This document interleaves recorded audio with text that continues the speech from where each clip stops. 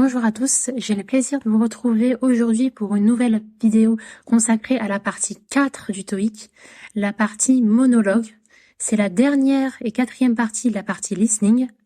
Dans cette vidéo, je vais vous présenter 3 hacks plus un hack bonus pour maximiser vos points dans cette partie. Alors tout d'abord, voyons le format de cette partie.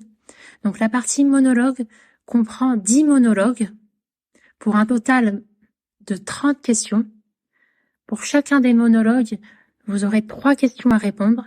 Pour chacune des questions, il y aura 4 propositions de réponse. Donc il faudra choisir entre A, B, C ou D. Donc ça dure une petite vingtaine de minutes. Et tout d'abord, le premier hack pour réussir au mieux cette partie, c'est d'avoir une gestion du temps et une très bonne concentration. Donc tout comme la partie 3, il faut au fur et à mesure de l'écoute de l'audio, répondre aux questions qui soient associées au monologue.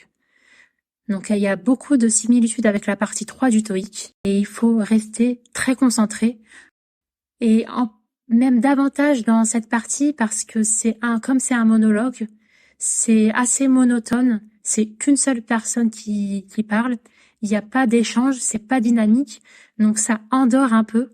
Donc c'est important de vraiment rester concentré et surtout donc de répondre aux questions au fur et à mesure. À la fin du monologue, il faut passer à la lecture des questions suivantes. Il faut surtout pas répondre aux questions au moment où on entend les questions à l'oral. Donc ça c'est une très bonne gestion du temps qu'il faut avoir. Donc c'est assez similaire avec la partie 3 du TOEIC. Enfin, deuxième hack. Donc le deuxième hack, c'est également de connaître les vocabulaires spécifiques.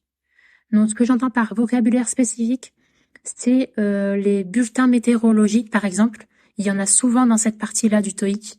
Le vocabulaire associé au monde du travail, au trafic routier, donc c'est vraiment spécifique. Et justement, en complément de cette vidéo, vous pouvez consulter mon article associé où justement je détaille les principales thématiques qu'on peut retrouver dans la partie 4 du TOEIC. Enfin, troisième hack, c'est de connaître les mots interrogatifs. Alors là, encore une fois, pareil que la partie 3 du TOEIC, c'est important de connaître la liste non exhaustive des mots interrogatifs qui commencent par WH en anglais et justement de savoir à quoi on s'attend comme réponse. Par exemple, pour la question « where », ça va être une indication de lieu, « when », une indication temporelle. Donc c'est important en amont de connaître ces listes de mots interrogatifs pour justement répondre au mieux aux questions. Et enfin, dernier conseil bonus, c'est comme toutes les autres parties, de faire le maximum de TOEIC blanc et de réviser et surtout de revoir ses erreurs pour éviter de refaire les mêmes erreurs. Donc je vous remercie de votre attention et n'hésitez pas à partager en commentaire vos difficultés concernant cette partie 4 du TOEIC et j'essaierai d'y répondre et de vous apporter une solution. Je vous remercie de votre attention et je vous dis à bientôt sur cette chaîne. Au revoir.